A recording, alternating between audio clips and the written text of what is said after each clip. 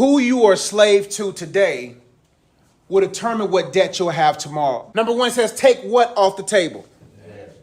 Why should we take debt off the table? One less thing to worry about. How can we ensure debt never reaches our table? By being smart. What does being smart with your money look like? Like knowing what you need and what you want.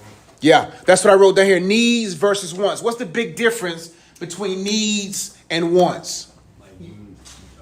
Go ahead, Jeff. Yeah. Yeah, like something that you like really need that you need to survive. One is just like what you really want. Yeah. What you about to say? I would say like needs is like the not the basic things, but like the things that everyone has, and then wants are the things that like you feel like you need that someone else doesn't have. Yeah. The difference that I like to put as far as needs and wants. Let me ask this question first. Which one will lead to perversion?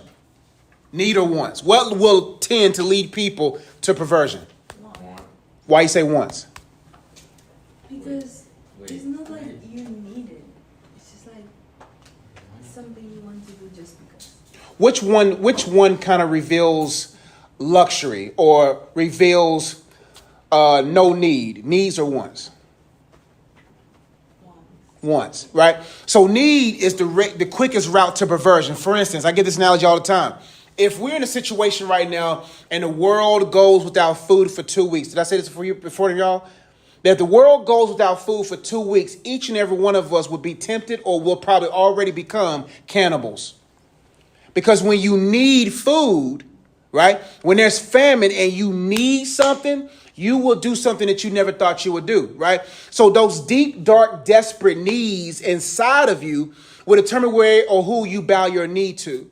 Right? If I have a strong need to be loved or accepted, what type of perversion would I find myself in? Like, how many people you know that they act out or they do certain things, you can automatically spot that person's insecure. They need attention. That the attention is their source of happiness. That attention is their source of identity, right? And so needs turn into perversion. If I want something, I have the ability to say no. There's a lot of things I want in life, but I'm smart enough to know that I'm not going to need it. I don't need to go in debt for it, right? So want says, I want to be a millionaire, but I got to change my want into what? What must I do to eventually have what I want, right? Need says, I'll do whatever it takes to have it now. Delayed gratification is one of the ingredients of wealth.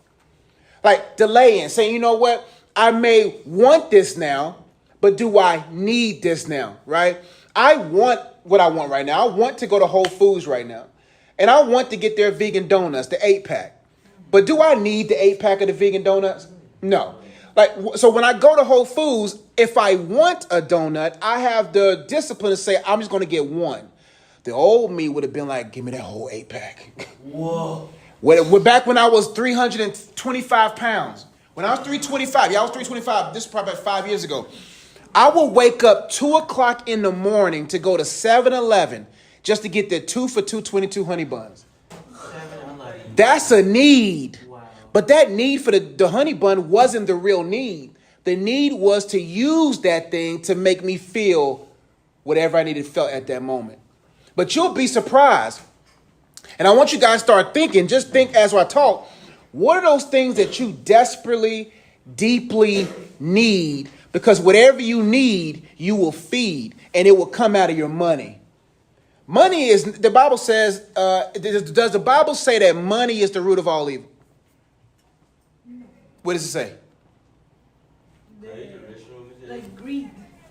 The love of money is the root of all evil. You go, here you go, yeah. The root of all evil is not money. It's the love of it. Do people worship money? Like, do they get like a dollar bill, they sit it on a table, and do they bow down to it? Some people might, but most people don't, right? They don't worship the means. They worship what that means would get them to. So more money gives me what? More access, right? And if I know I have this system called debt to get what I need now, to look good in front of people that don't even love me, then what kind of bottomless pit does that become?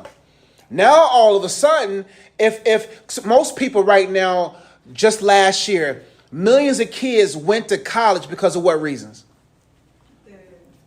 Well, because they wanted to, because their parents made them. Yep. Because they don't have anything else like to do, and they're just like, well, I'm going to college. That's those two good reasons. So one reason why most kids went to college because their parents told them to.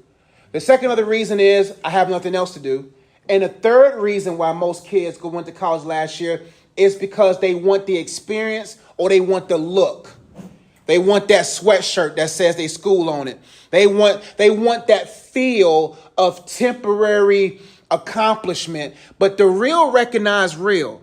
People my age looked at that situation and be like, if you're going to college because you're bored, or you're going to college because it looks good, or you're going to college because your parents, and you getting in debt for that, that's a dumb decision.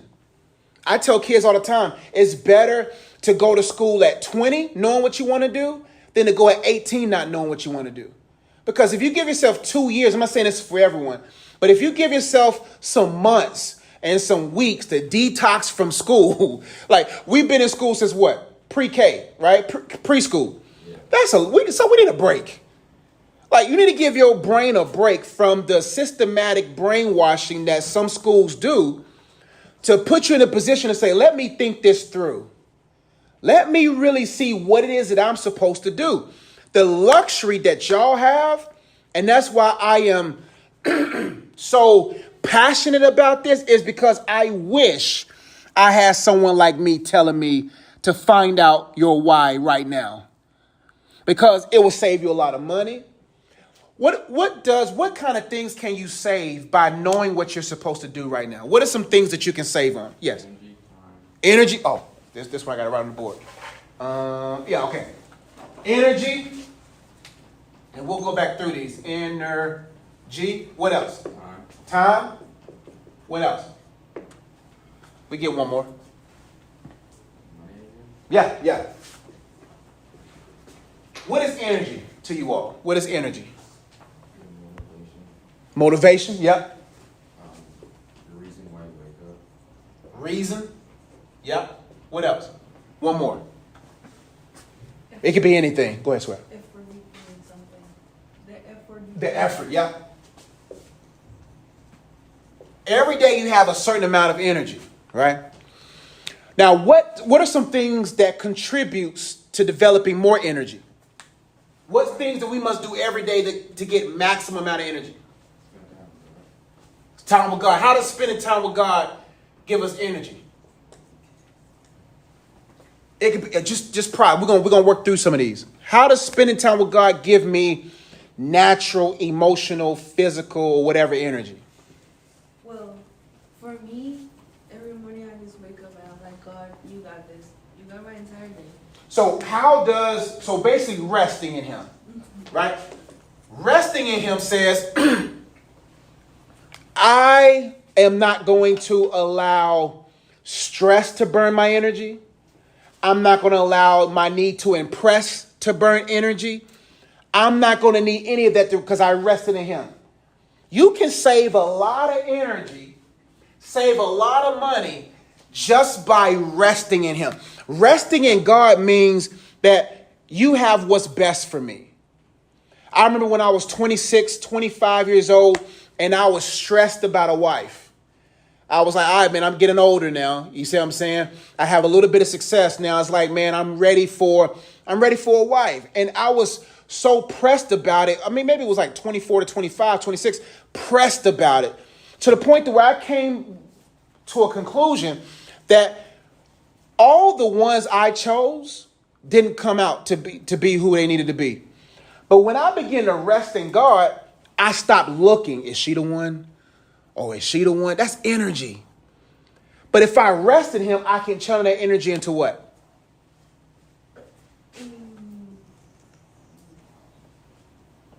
That extra energy just off resting in God can be channeled where? Anywhere. To yourself, anywhere he wants it to go, right? So energy, I have to guard because what are some things that feed off our energy every day? What are some things that literally feed off our energy? People. How do people feed off of energy? Basically, whatever you put out there, like whatever you say or how you act around people. Yep. The other day is what we Do you know you save less energy being yourself than trying to be like someone else? It's easy to be me. But imagine if I had to be 3 of me. You see what I'm saying? 3 different versions of me. That's a lot of energy. Go ahead. What you going to say, Swear? No, I was just going to ask, what do you mean? Like, so for instance, I'll give an example. So people can feed off of energy by always calling you for advice, always want to be around you, all up in your personal space, your love for them. And when they do something dumb, you kind of harbor their decision inside of you. Like, oh man, I wish, or the Jesus complex. I just want to save this person. How many girls get into relationships just to save the guy? Guys get in a relationship to save the girl. Oh, well, they may not be saved, but if I'm in their life, and then they start playing Jesus, they can't be God. Because one thing I learned about ministry is I need a closing time. I close at 9 o'clock, 10 o'clock. You see what I'm saying? You know who's open and available around the clock? God. And so when I understand that, then I can guard my energy and be like, you know what? I'm so content in my relationship with God to the point where I can tell a friend, you're taking too much out of me. Right? So what are some other things? We kind of went through it. So people feed off energy. Demons feed off of energy. Why do you think demons tempt you to do certain things? Because they know they live off of energy. They get a high off of our sin, because sin produces energy. What type of energies or what type of outcomes does sin produce in a person that a demon can feed off of? Depression. Yep. What are some other ones? Anxiety. What else? Hate. We'll stop at 3. Right? So they know that if I can get you to be overly impressed by something and put all of your eggs in that basket, and then that basket falls, right? Then all of a sudden, you're depressed. And now they're feasting off your depression. They feast off your anxiety. They know all I got to do is get you anxious, and I can feed off of that and then lead you off of that. And lead you into a place of depression and hate. If I eliminate all the triggers that cause me to get to hate, into anxiety, into depression, I can save a lot of energy. And then most people, where do they go? What do they spend their money on when they're depressed? Food, huh? Stupid stuff, food. When people are anxious, what do people spend their money on? Counseling. Anti-stress stuff. Now, there's some good things that you can spend money on for anxiety. Medicine, yep, that's the negative side. And what do people spend money on when they're in hate? Weapons. You know what I'm saying? You see what I'm saying? They start spending money unnecessarily because of where they give their energy to. Now, time. What was my question with these? So time,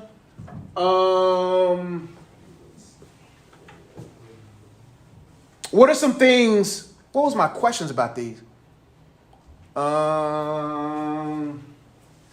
What's that word right there? That's motivated. Motivation. There we go. Thank you, brother. Okay. What are some things you can save? Hold on. What was I saying about these? With energy, you said like how you produce your energy, like. Mm-hmm. What makes you feel that? Oh, you said something about like if you have debt, like what are 3 things that you can save? Or no, 3 things that dang. That's what happens when you go down rabbit holes, man. I went too deep.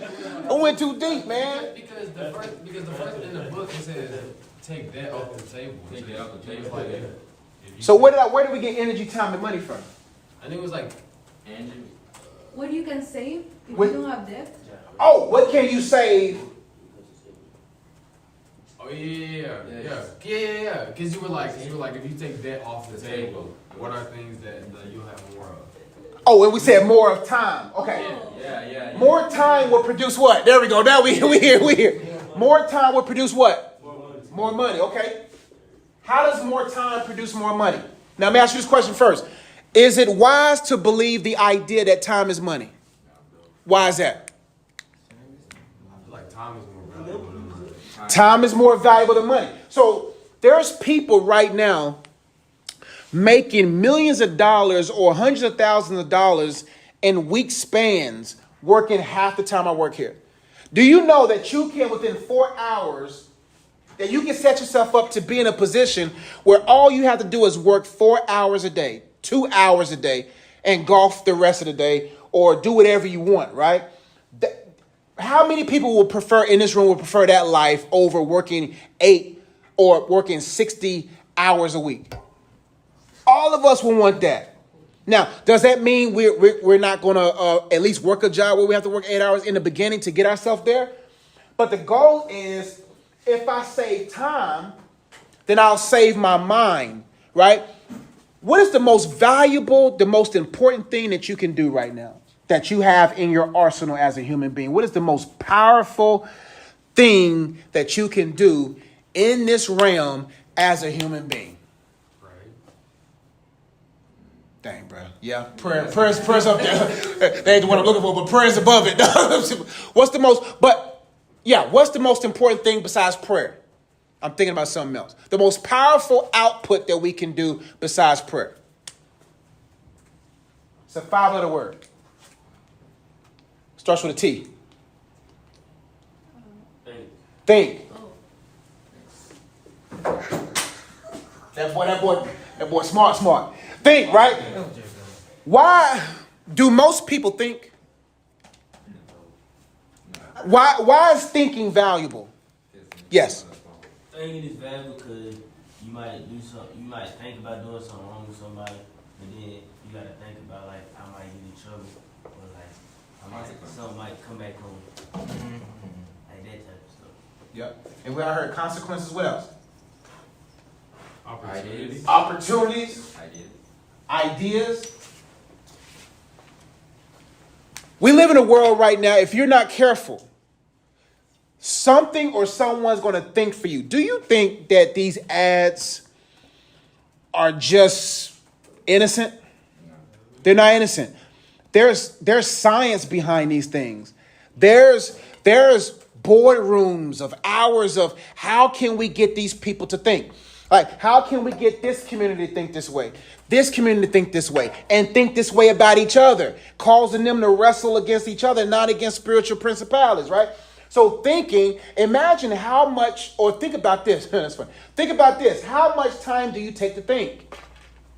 Just every day, to just open up your mind with the opportunity to say, okay, let me think. People are billionaires and millionaires right now because they were aware. And after their awareness, they was able to think. Thinking people can see a problem and say, I have a solution. Or a person who thinks can say, why are these people sinking? Let me find something to fix this problem. Like we're different than any other being, right? Like a dog can't be a cat. A dog can't be like, today I want to aspire to be an astronaut. You know what I'm saying? Today, I'm going to take dogs to the next level of dogging. You know what I'm saying? No, we're the only ones that can say, how can I make that better? How can I change people's lives? Let me tell you something. Those who take time to think about helping 1 million people from sinking will be rich forever. If you can create a product that 1 million people need, 1 billion people need. If you have a product that 1 million people need, you become a what instantly? Or over a millionaire. If you potentially a billionaire, right? If you have 1 billion people that need what you like, think about like all the things that we use every day. Phones, right? Laptops. Somebody was sitting in a room getting laughed at because they say, you know what? We need to stop using house phones. We need something more portable. Nah, man, house phones is where it's at. Somebody came along and said, you know what? We need something more than just a snake game on phones. We need, what's that bird crashing thing? What the bird game? Angry Birds. Like, even little crazy stuff like that. Somebody said it could be better. Imagine if you said, hey, man, Holy Spirit, let's think. Imagine if you gave just an hour of your day just to sit down and just think. If you would imagine where your life would be if you just gave yourself, you made a law to yourself, an agreement to yourself to say, before I purchase anything, I'm going to set a timer on my phone. This is what I do. And I put 4 to 5 minutes on there and I think about, is this a good purchase? And we're talking about big purchase. We're not talking about like something to eat. But it's like, okay, let me set a timer. Let me think it through. Not think it to. I'm not going to think to it. I'm going to think through it. What's the difference? Thinking to something or thinking through something? What's the difference? Thinking to something is like you stop where it is, and through is like you think about what happens like after. That's right. When I think it to it, I'm just attracted to it. I'm thinking I need something to eat and I'm going to go to Bojangles. I'm thinking to Bojangles, but I'm not thinking through Bojangles. What's the ingredients in this thing? You know what I'm saying? This going to set me up to what? Die. You know what I'm saying? So if I just practice thinking to, then I'm through. If I think it through, then I can be successful, right? So I have to begin to say, okay, am I taking time to think? Am I taking time to maximize my time and energy? Money. When I'm at rest, well, I just forgot the rabbit hole again. So you save more money when you what with money? Anyway, let's keep going. So number one, take debt off the table. So each and every one of us, who all wants to get married in this room one day? Anyway, gotcha. I feel you. There ain't nothing wrong with that.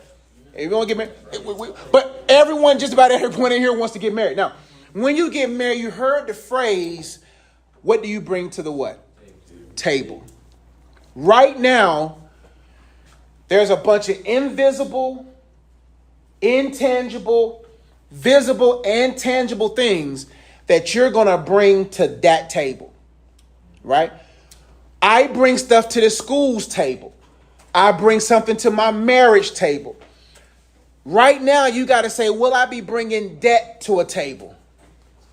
What's the number one reason why people divorce? That's number 2. Number 1 is money. Money. Because now your money problems become our money problems.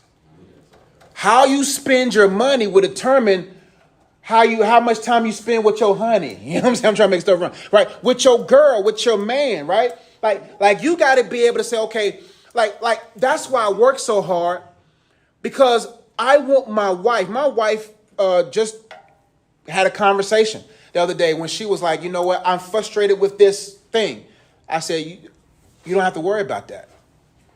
My wife has the luxury to quit if she wants to. My wife has the luxury to work if she wants to. That's the luxury that I want to give her. Why? Because a stressful wife creates stressful kids. And as a man, I got to make sure, what do you need? You good? Because you're the home builder. I provide the house. You provide the home. One thing about, y'all get a lot of stuff when y'all hear, when y'all talk to a preacher. there's when a man gives a wife, a wife, yeah, make sure I say that. When a man gives a wife a sperm, what does the woman give the man back? A baby. If a man gives a wife a house, what does a man get back? A home. If a man gives a woman an idea, what does he get back? A business. Women were built to maximize and multiply. So men have to think about, okay, is she a good return on my investment? And a woman has to think, am I a good return off his investment? I'm not sitting there saying that a woman can't make her own money, can't get her own house. But we're talking about like family building, kingdom building things, right? And you got to assess, what kind of spending habits do I have right now? And what will it bring to my table? Table. Right? So I got to take debt or do my best to get debt off the table. The beautiful thing about y'all don't even have no debt yet. Now, there's nothing. No, I'm gonna give you some stuff that's very important though. Is all debt bad? Most people, the millionaire and billionaire games is never to spend your own what? It's better to spend somebody else's money. But what do the difference between a wealthy and rich and versus the poor and whatever? The poor people use debt to get stuff. The rich use debt to get wealth. So I'd rather go to a bank and get debt to buy property, allow the property increase in equity, sell the property, pay the lender back, and make a profit. Now I use that profit to buy what? I bought a house this time. Now I'm going to buy what? A duplex. I may allow 2 people to stay in that duplex and pay the mortgage off of it until I'm ready to sell it. I sell the duplex. I'm selling 2 houses. Now I get the debts paid for. Now I got more wealth. Then what else do I buy once I sell the duplex? Maybe I buy 5 houses in the neighborhood. Flip that. And then next thing I know, I might buy an apartment complex. Then flip that. But debt is good if it's used wisely. Debt is bad if you don't use it wisely. So I like to put that out there because that's what I'm working on in my life right now. How can I use debt to get wealth, right? But take debt off the table. Hey, man, I'm going to take all bad opportunities because debt comes from desperate need. I'm desperate. So I got to have it now to look good to everyone. And most of the people that we're trying to look good for now will not be in your life later. So now I got to start focusing on people that have no choice but to deal with me. So then I start thinking about what? Wife and children and my immediate family. I hate going to the beach every summer. I don't like going. Why? Because I have to come back in a week and a half. My goal is beach house, right? My goal is, hey, anybody in my family that needs to get away, you can get away. Mountain house, house in the mountains. I want to have property where my family, whether they're Ezzies or I'm married into their family or they married into mine, right? I want them to be able to say, I'm glad I got an uncle like him, a dad like him, a son-in-law like him, a brother-in-law like him, to where he thought enough about everyone else. Because let me tell you the number one thing about a man that you'll understand in life. Marriage is not for men in the beginning. Marriage is for men at the end. Marriage for men is legacy. When you get at a certain age, you're not going to care about how much sex you can get from your wife. You ain't going to care about how much money you can make. You're going to care about how well you're looked upon. You're going to care about how happy is everyone has to deal with me. How many of us, you don't got to raise your hand, you know uncles, you know grandfathers, you know dads who are trash. They have nothing to offer. They asking you for money. They sit on the front porch wasting their life. But how many people you've met, them, whether they're in your family or not, you met them and you was like, it must be great to have this person in my family to at any point I can come and go. As a man, you got to say, okay, what kind of legacy do I want to leave? You know, what do I want the people around me to feel? Right? So, number 2, we didn't even get past number 1. And we already 20-something minutes, 30 minutes into this lesson. Number 2, have a savings account. Why is it important? So you save money. Save money. Why do we save money? If you need it. Just in case you need it. So, which one is probably the most lucrative, investing or saving? Investing, right? So what I don't want to create as mentality is that you want to be so scared that you save everything. Like life requires risk. I got to take risk. I've lost a lot of money. That's risk. Made a lot of money. Benefit of risk. But you can't make no money or lose no money without doing nothing with the money. All right. The good thing as Christians, we have the Holy Spirit that can say, which I'm glad that I'm learning better to vibe with him, when he'll be able to say, no, that's a bad investment. Bad investment for your energy, bad investment for your time, and bad investment for your money. Investment is everywhere. You're investing in something right now. And the goal is to save to invest. So when I save my money, I'm saving it to invest in what? Starts with F. Your future. Appreciate you. But that quarter hot right now. That quarter hot over there. So what I'm saying is I save not only just for my future, but what are some reasons why we should save now for our future? So if you go to college and everything, Yep. you have debts. Education. Education can branch between going to college, or education can be just traveling and educating. It could be anything. What else? What are some of the things in the future you may need some money from now for? Car what? I got you, because it was a trick question. It's a car and car problems, right? Like insurance. Insurance. People have money. Oh, I gotta write this.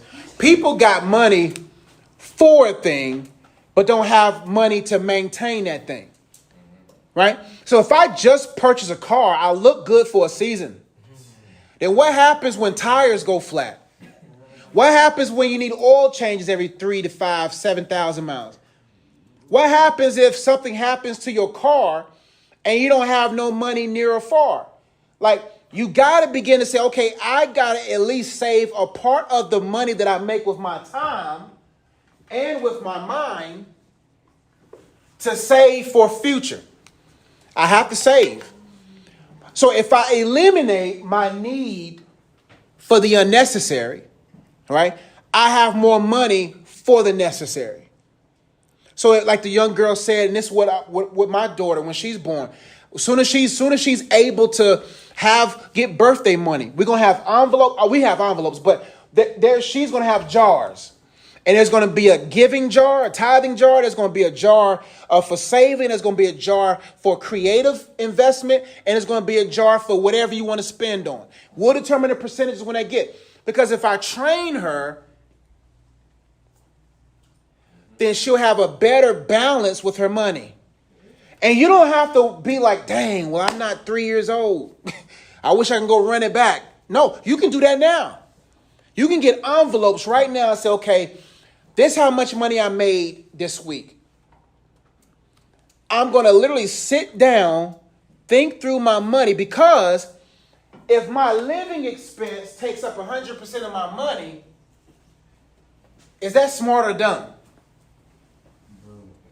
There's people right now whose goal is, the goal has already accomplished, where they live off 10% of their money. Imagine you make so much money that you can live off 10 to 40% comfortably. That's good, right? Because now the other 60 is tied up in philanthropic work, is tied up in investments. But there's billionaires, millionaires, and people make six figures who are living off of 40% of their income. But what do most people do? When they get more money, right, they increase their living expense. So now, oh man, I made more money. Let me go get a better car. Let me get a bigger house. That's not smart. When you live below your means, you will have means to get whatever you want in life. But if you live at your means, then something happens, you have no money. Now you look good to everybody. There's a lot of people that look 10 times better than me. Man, I drove my Durango for 8-9 years. That thing was raggedy. See what I'm saying? I had no choice but to get this car, right? Right? But what I'm saying is that I'm going to stretch that thing until it can't be stretched no more, because just because I level up in life doesn't mean my living expenses level up. If I keep my living expenses low as my life is leveling up, then I have more money to invest. I have more things to do, and I can make more money from it, right?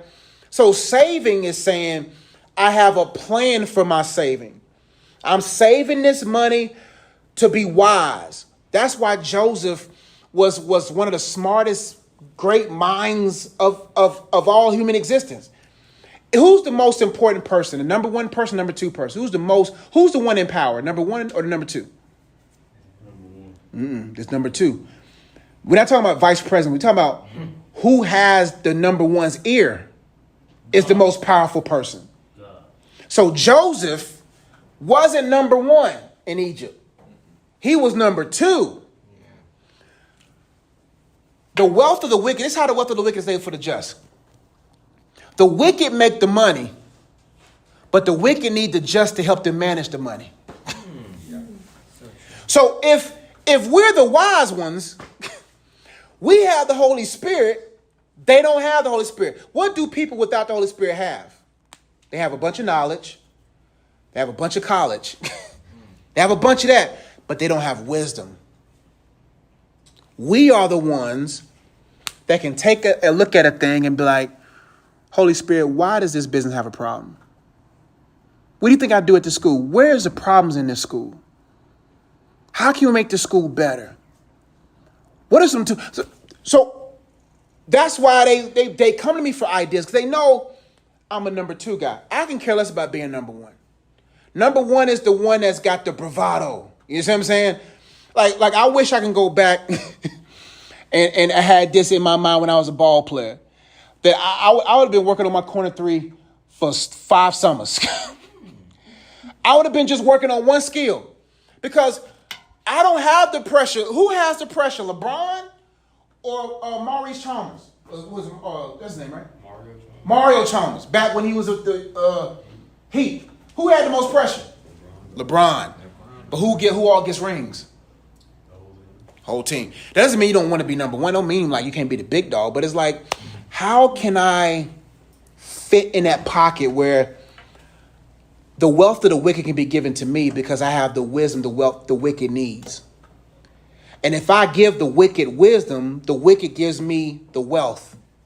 Now I can charge 40% on the return on that investment that I gave you, that idea I gave you. I can see how the wealth can be transferred. That's like that deep stuff, but we'll talk more about that. Number 3, and then we're done. Give y'all some time to kind of get some things done. And we didn't even get to reading, Val. We ain't even get to reading, man. That's what happens when you put a preacher over over class. I done gave y'all a sermon. You know what I'm saying? Number 3, you got to start investing early. Investing early. That means invest now. Now, investing, you may not have the right amount of money right now to invest to where you can you can learn about stocks and stuff like that. We're not talking about that. But investing in you early, I call it stacking skills. What makes more money, talent or skill? Skill. Everyone was born with what? Everybody was born with talent. It's those who make their talent skill that becomes millionaires, billionaires, very successful. Like, it's the skills. Skills focus on what? The details. Skill says, I'm going to do this over and over again, not just so I can get it right. I'm going to do it over and over again so I can't get it wrong. Now, the thing about skills you got to think about, though, is efficiency, right? The reason why people pay me what they pay me because I'm efficient. Efficiency means perfect? No. I get this analogy all the time. And y'all say this with y'all. So if I'm redundant, I speak in front of all the people, right? Steph Curry's percentage from 3 is what? 30, 38, high 30s, right? Is that even half of 100%? But people are paying him hundreds of millions of dollars to be 38%. There is a cap on certain efficiencies, right? So we're not looking for perfection. We're looking for efficiency. Can I do something so good that it's hard for me to get it wrong? Like, can I be so efficient to the point to where they'll pay me millions upon millions of dollars because of my efficiency? I'm not really knowledgeable of baseball, but what is the average? What is the top dollar batting average? It's not it's not even 5%, right? It's like 400.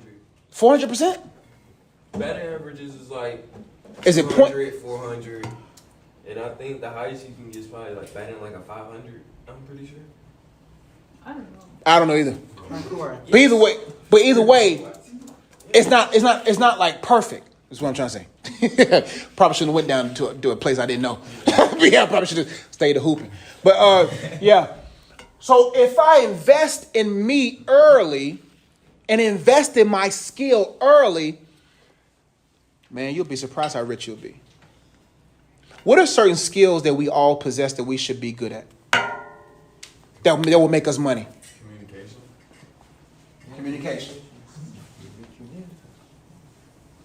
Communication skills Why are they so important? Again, if you don't know how to talk to somebody, you get like tricked. Yeah. You get like in a certain situation that you don't want to be in. Yeah. Minister Chapman said it perfectly yesterday. He was like, wealth has a language. Like, wealthy people know when you don't know what you're talking about. Like, that's why I don't act like I know something I don't know. I rather come knowing that I'm ignorant than to try to hide my ignorance. Because if I get on the elevator with a person, talk to a rich person, and I start running off the mouth because I want to sound good, they're going to know this person don't know good. Or it's probably no good, right? But if I come in just asking questions, I've now become valuable, right? So now, communication skills. I got to know how to talk to people. Fam, I treat everybody nice. That's why everybody keeps giving me extra food wherever I go. I remember one time I went to Whole Foods, and they had burgers. They were doing burgers then. They always gave me they said, man, I'm going to give you more fries. I'm like, fam, I'm trying to lose weight. But what they were saying was, what's up, fam? Come on in, y'all. What they were saying was, Whole Foods, what's up? Thank you guys. Come on in. Whole Foods, this everybody? Okay, cool. Whole Foods, a bunch of what kind of people go there? Bougie people, rich people, snobby people potentially, right? Not everybody. But they said because you speak to us and you smile, you talk to us. I went into a Whole Foods I ain't been to a long time. The guy said, where you been? Right? So when you treat the least of these right, I learned something from somebody that I'm carrying this all the way to my great-great-grandkids. Eric Thomas said this. He says, I treat everyone beneath me well so they can take care of my children when I die. So for instance, the example is if I treat everybody. So before I got this job, I used to travel around and speak everywhere. So when I traveled and spoke, I always treated the good people, not the good people. I treated the people who served me extra well, right? He was saying when you do that, and the people be like, so you Mr. Ezzy's son? Oh man, you eat for free today. Oh, you Mr. Ezzy's daughter? Hey man, whatever she wants, he gets. Because if you treat the people that flip your burgers well, you'll never go hungry.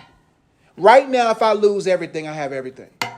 Right now, if I lost my house, and God forbid it won't happen, but if I lost my house to a fire, I probably got 20 homes I can live in.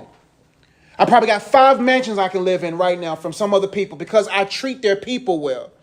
Like if you know how to communicate with people and you treat everyone right, because let me tell you something about rich people. They dress poor.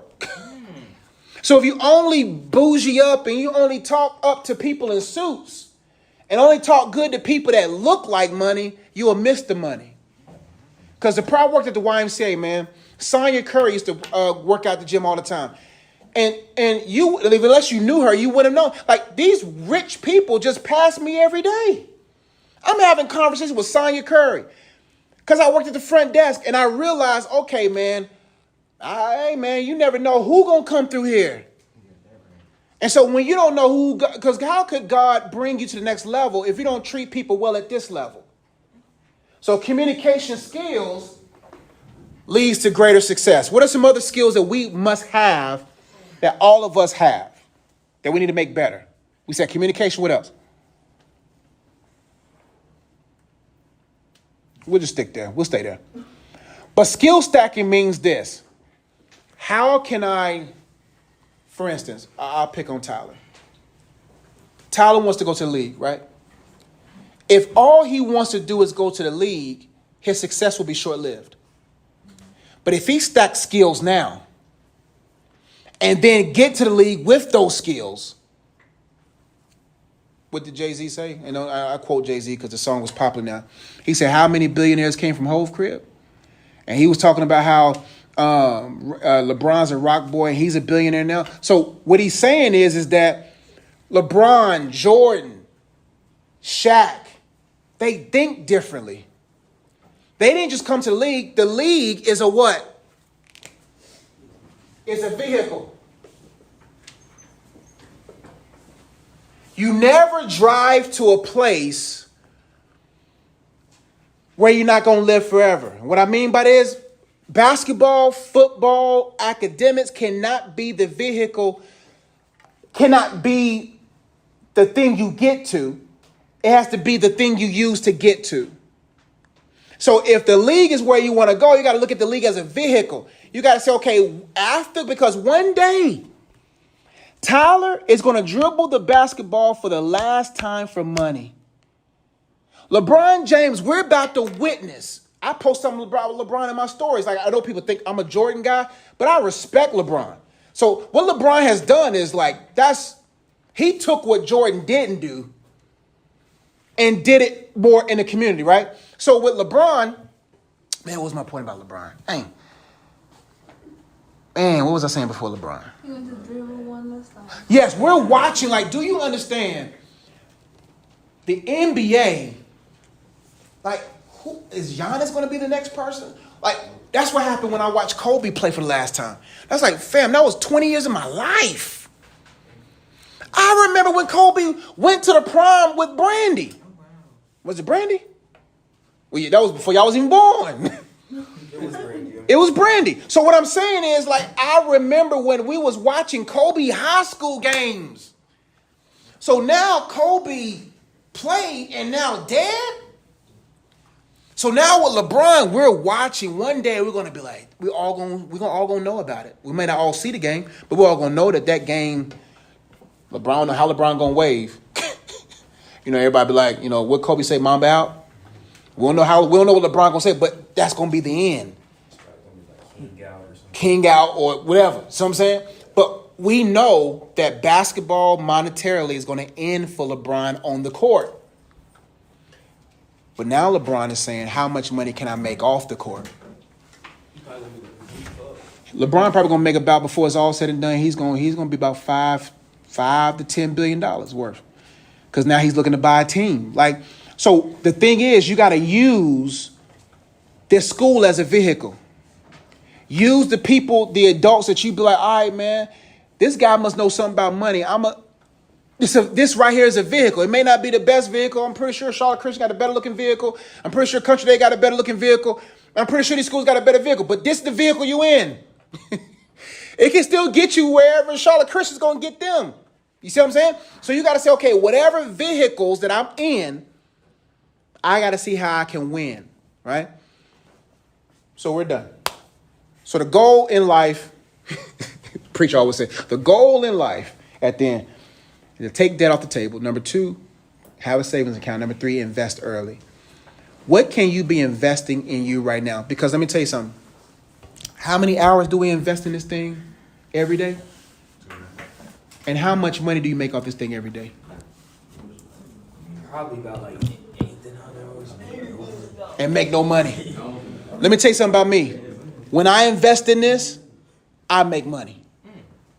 That's the mentality. I'm only going to invest in things that's going to bring me relaxation. There's nothing wrong with that. I need to invest in things that's going to make me at peace, right? And calm and relaxed and healthy. But I'm not going to invest a lot of my time, bro. Like I think I told Tyler last year, I can't remember the last time I watched a full NBA game. But the Josh 20 years ago, bro, I was watching, especially when they had like 3 games on a Sunday or something like that. I watched every game until one day it hit me. I'm watching all these people make millions and I ain't made one yet. What's the game check of Curry? What's the LeBron James game check? Dang dollar game check. Like, fam, they're making $200,000 a game. Soon as you just played a game and you get every 2 weeks. That's crazy. You multimillionaire, you get paid every 2 weeks. That's crazy. They still slaves. You making hundreds of millions of dollars and you get paid the same days I get paid, even though it's a lot. But the goal in life is to not be a slave. It's to have so much equity in you that you can be your own boss. And if you invest in yourself early, you don't have to worry about getting up early to work for another man or a woman. Now, you're going to have to do that to start off, but you don't have to do that forever. So invest in you early. That's it, y'all.